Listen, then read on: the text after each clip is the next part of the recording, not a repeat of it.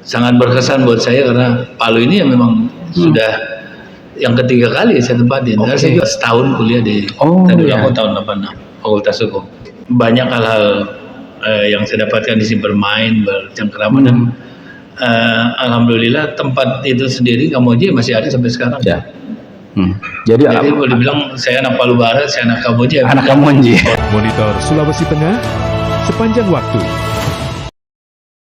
Baik, kita berjumpa lagi di Radar Palu Podcast bersama saya Roni Sandi, dan hari ini sebuah kebanggaan buat kami di Radar Palu karena hari ini tamu kami luar biasa, ini kehormatan buat kami karena hari ini di studio telah hadir Bapak Kepala Kejaksaan Tinggi Sulawesi Tengah, Bapak Nuzul Rahmat SHMH. Saya mau menyapa beliau dulu. Assalamualaikum Pak. Waalaikumsalam warahmatullahi wabarakatuh. Sehat Pak? Alhamdulillah. Ya, terima kasih sudah datang di sini Pak. Sama-sama, terima kasih sudah diundang juga. Baik. Nah, sebenarnya kita bincang-bincangnya bukan soal kinerja Bapak nih. Kita mau yang ringan-ringan saja nih Pak Kajati, karena berdasarkan informasi yang kami dapat ternyata Bapak punya kedekatan emosional dengan Kota Palu gitu. Ya, betul. Karena yang kami dapatkan Bapak pernah berada juga di bumi Tadulako ini, khususnya di Kota Palu, ya, Palu Barat. Nah, mungkin bisa kita berbagi Pak ceritanya dulu, kira-kira di Palu itu di zaman masa kecil Bapak bersama teman-teman di sini, yang Bapak ingat seperti apa itu Pak? Memori yang masih terekam ini. Baik. Yang pertama terima kasih saya sudah diundang Ya, ke siap. podcast Radar Palu. Dapat kami sampaikan bahwa saya masa kecil memang di Palu. Oh iya. Saya pernah sekolah SD. Ya. Tempatnya di SD 2. Oke. Wilayah mungkin masih Kamonji, dan saya juga tinggal di daerah Kamonji. Saya tinggal dulu 2 rumah, satu Jalan Jeruk 24, kemudian pindah ke Jalan Jeruk 21, tempatnya masih ada, rumahnya masih ada. Oke. Dan lingkungan Kamonji selalu menjadi kenangan paling indah buat saya karena masa pertumbuhan saya Oke. di situ, dan juga saya dekat dengan rumah salah satu tokoh. Saat itu beliau Bupati Donggala, dan kebetulan basicnya beliau jaksa, mungkin ini yang menginspirasi kemudian saya bisa jadi jaksa, Pak Abdul Aziz Lamajido. Oh siap. Dan beliau kenal ayah saya, dekat juga sama ayah saya, dan kalau pertama juga saya tinggal di om saya dulu nih, Om Mukhtar Labalado. Oh iya. Di Jalan Taipa. Berarti memang punya kedekatan emosional dan kembali lagi ke sini Pak ya. Gitu. Nah, sebelum di Kejati Pak, mungkin kita bisa tahu juga backgroundnya sebelum ditugaskan ke sini. Gimana? Jadi yang paling dekat ya sebelum saya menjadi Kajati, saya Wakajati dulu tepat. Pertama di Wakajati NTT di Kupang, dan Wakajati di Kalimantan Utara di Tanjung Selor. Nah, sebelumnya banyak ya, saya pernah Kajari di Kabupaten Pindrang, saya pernah asisten 3 kali di Sumatera, di Kepri, Aspitsus, di Sumatera Barat saya asisten perdata Tata Usaha Negara, dan yang ketiga asisten intelijen di Sumsel. Jadi kalau duty dan area saya udah banyak di seluruh wilayah barat, timur, bahkan paling selatan dia pernah di NTT. Di tengahnya baru sekali. Baru masuk di Palu. Nah, waktu tahu terima SK-nya itu apa ya kalau di Kejaksaan, TR atau apa saya? Iya. Nah, dapatnya di Palu, apa respon Bapak pertama kembali ulang? Pertama, saya sangat bersyukur sekali dapat surat keputusan. Yang pertama saya kontak tentu istri saya dan ibu saya, kebetulan masih hidup. Ya. Yang kemarin juga saya ajak waktu malam Ramadhan diterima, dan begitu excited dan sangat berkesan buat saya karena Palu ini ya memang sudah yang ketiga kali saya tempatin. Saya juga pernah setahun kuliah di Tadulako tahun 86 Fakultas Hukum. Wah, berarti memang bukan orang baru lah Pak ya, maksudnya kondisi masyarakatnya kita di Kota Palu, karena Bapak kecil di sini, pernah juga balik lagi kuliah, terus karir Bapak jadi Kejati, balik lagi ke sini. Nah, apa yang paling berkesan Pak di Palu sebenarnya kalau yang masih terekam di memori Bapak begitu? Yang pertama itu saya selalu terkesan di sini. Saya belajar jadi anak-anak, belajar ngaji, belajar bermain di sini. pindahan saya dari Jakarta, SD dari Jakarta. Kelas 2 saya SD kelas 3 sih, kelas 3, kelas 4, kelas 5 jadi tahun 75, 76, 77 sampai 79 itu. Sampai saya selesai SD,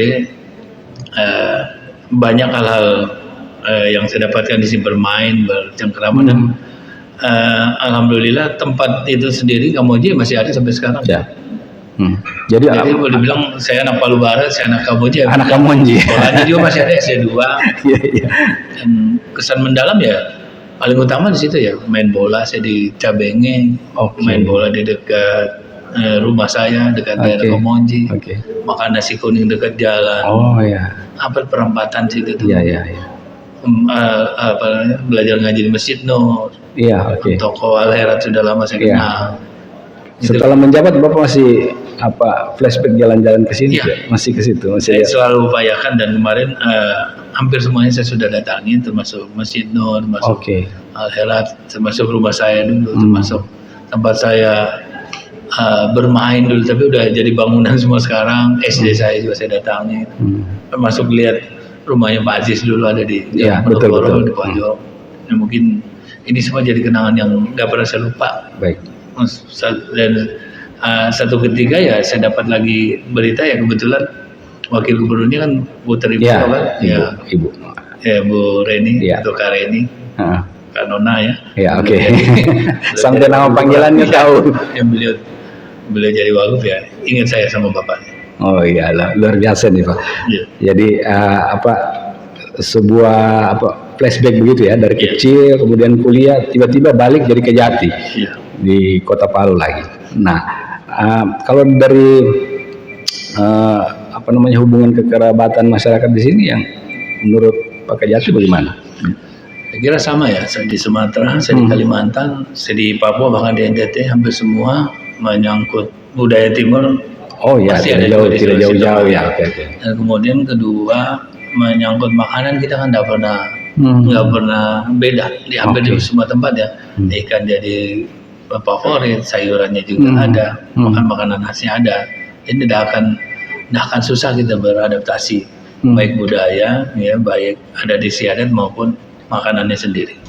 Sama aja di semua daerah. Luar biasa. Nah, waktu Bapak ditunjuk jadi Kejati Sulteng, tentu Bapak kan masuk di Kejati ini mengumpulkan para pejabat-pejabat itu. Nah, apa penekanan Bapak ketika masuk pertama kali? Karena paling tidak kan Bapak mengetahui kondisi wilayah kita di sini nih.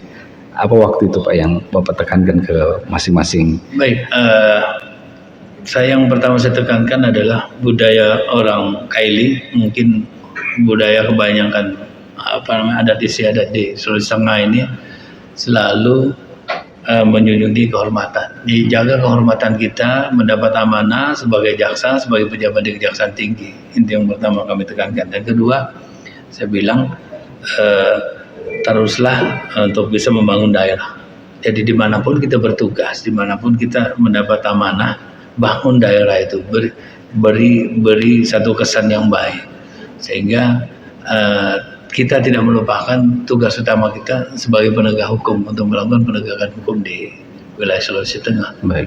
Dan yang terakhir kan contoh besar, bahkan saya abadikan jadi aula, nama besar Pak Abdul Aziz Al-Majid. Kebetulan beliau Kepala Kejaksaan Tinggi yang ke-10 di Sulawesi Tengah. Itu selalu jadi ikon yang selalu saya gambarkan sama teman-teman, betapa kompleksnya beliau ya, pernah jadi Kajari, pernah jadi Bupati, pernah jadi asisten, pernah jadi Wakajati, pernah Kajati, bahkan pernah jadi gubernur.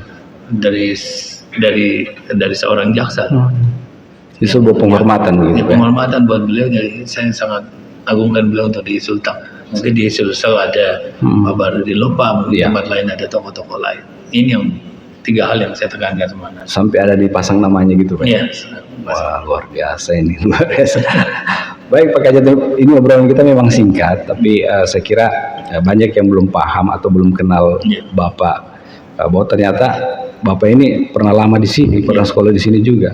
Nah, mudah-mudahan penonton kita di Radar Palu yang mempertanyakan Pak Kajati dari mana sih sebelumnya, ternyata tidak jauh-jauh juga pernah di sini. Mungkin ada yang mau disampaikan ke publik kita khususnya di Sulawesi Tengah Pak, silakan. Baik, kepada masyarakat Palu maupun Sulawesi Tengah, saya selalu mendorong untuk bisa membangun kota Palu, membangun Sulawesi Tengah, karena Sulawesi Tengah ini potensinya macam-macam, banyak, hampir semua potensi alamnya ini ada di sini, dan tidak semua daerah di provinsi punya potensi seperti Sulawesi Tengah, baik di laut, di gunung, di daratan maupun hal-hal lain. Jadi sangatlah beruntung kita di Sulawesi Tengah ini apabila kita berada di sini, dan sangat miris kalau kita tidak bisa bangun daerah kita yang kaya ini. Mungkin kemarin ada masalah, ada kejadian, ada tragedi, ini bisa menjadi justru bisa jadi pemicu kita. Ini hal yang kedua. Kemudian yang ketiga, banyaklah kita berkaca terhadap tokoh-tokoh, orang-orang penting yang berasal dari Sulawesi Tengah. Ada yang anak muda bisa memimpin satu lembaga tinggi, ada yang pernah mimpin daerah ini, ada yang menjadi menteri, ada yang menjadi pimpinan di DPR, berbagai jabatan partai politik dan lain. Ini mungkin bisa menjadi semacam dorongan buat teman-teman khususnya kalangan muda ya, bahwa Sulawesi Tengah ini punya potensi banyak, jadi sumber daya alamnya, sumber daya manusianya juga. Jadi ini kalau bisa jadi kolaborasi yang bagus, tentu Sulawesi Tengah akan maju di wilayah Indonesia Tengah maupun Timur khususnya. Baik, luar biasa Pak Kajati. Terima kasih atas waktunya Pak. Ya, terima kasih. Next time mungkin ada waktu lain kita diskusi untuk yang hal-hal lain. Baik sahabat Radio Palu, terima kasih atas kebersamaan Anda, dan tetap di podcast Radio Palu dengan narasumber lain. Saya Roni Sani pamit, terima kasih. Assalamualaikum warahmatullahi wabarakatuh. Sampai berjumpa lagi.